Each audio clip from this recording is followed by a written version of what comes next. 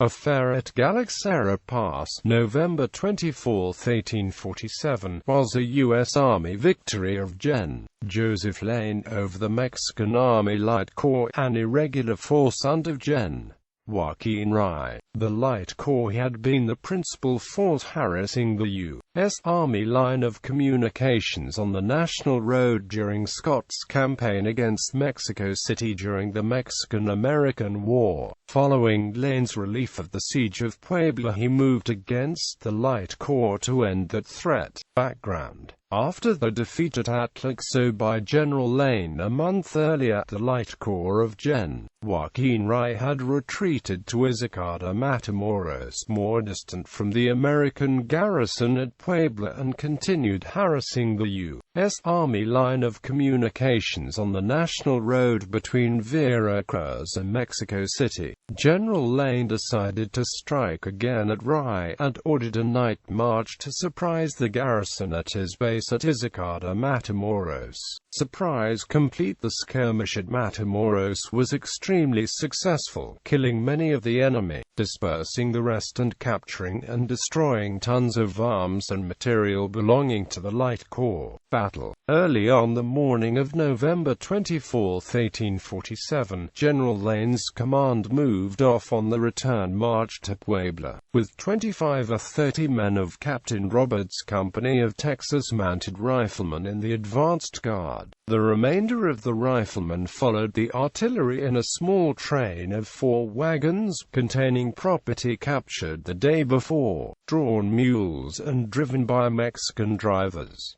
The Louisiana Dragoons were the rear guard. As they moved northward the difficult road through the long Galaxara Pass, 5 miles north of Izicada, Matamoros, the train became spread out along the road. General Lane fell back to get it moving and close up the column. Shortly thereafter, a report came that Mexican cavalry had appeared to the front. General Lane ordered Colonel Hayes to the head of the column to engage the enemy with the advance guard. When the colonel arrived, he found a small party of the advance guard being chased back to the American column by 200 Mexican lancers. Hayes promptly charged the advancing Mexicans with Captain Roberts' company, and Lieutenants Ridgely, Whipple, Waters, McDonald, Blake, and General Lane's private secretary, Mr. Phelps, 35 men in all. The charge broke the lances, and Hayes' detachment then pursued the lances back across the plain and up a steep slope toward the mountains, from which they had originally come. The Mexican lancers attempted to rally but were broken by the continuing charge by Hayes and his men, and fell back over the summit of the mountain. Hayes continued in close pursuit, where they found the defeated lancers being reinforced by the main body of the Light Corps, 500 lancers under the commander General Joaquin Rye. At this point in the contest, the revolvers and rifles of the mounted riflemen had all been discharged in the advance, and none had sabers.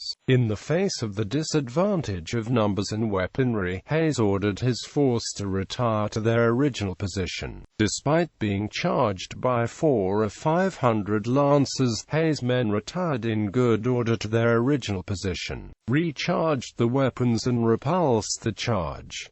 They held their position until the artillery and the dragoons came up under Captain Lewis. The artillery was unlimbered. When the lancers then retired to the mountains, several rounds of grape shot and canister persuaded them to disappear from sight. During the engagement, no longer guarded by American soldiers, the Mexican drivers cut the mules from the wagons and escaped with them. The captured property with no means of transport was destroyed, with the exception of the sabers, which were distributed to the mounted men. The remainder destroyed. For several hours after the engagement, the Mexican lancers shadowed the march of Lane's command. They kept their distance too far from the Americans to charge or shoot at, despite some attempts to disobey the riflemen and artillery. The Americans lost 2 men killed and 2 slightly wounded, all in Hayes' charge. One of the killed was Lieutenant Ridgely, Lane's acting assistant adjutant general, who was mortally wounded while charging with his comrades by the side of Colonel Hayes.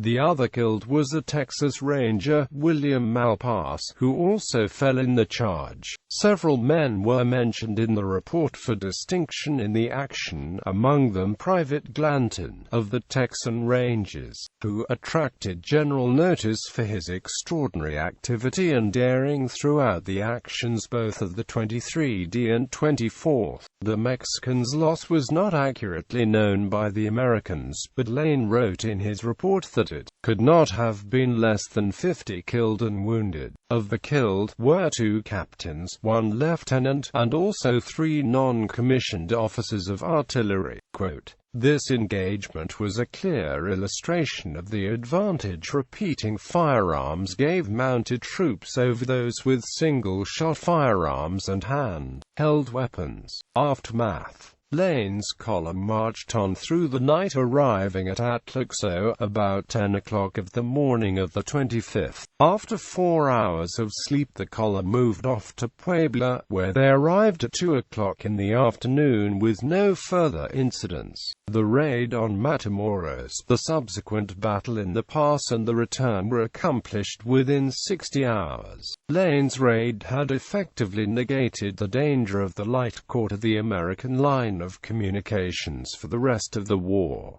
Battle site today. The site of the Galaxara Pass battlefield is now partly occupied by the town called La Galaxara in the municipality of Izicada, Matamoros, in the state of Puebla.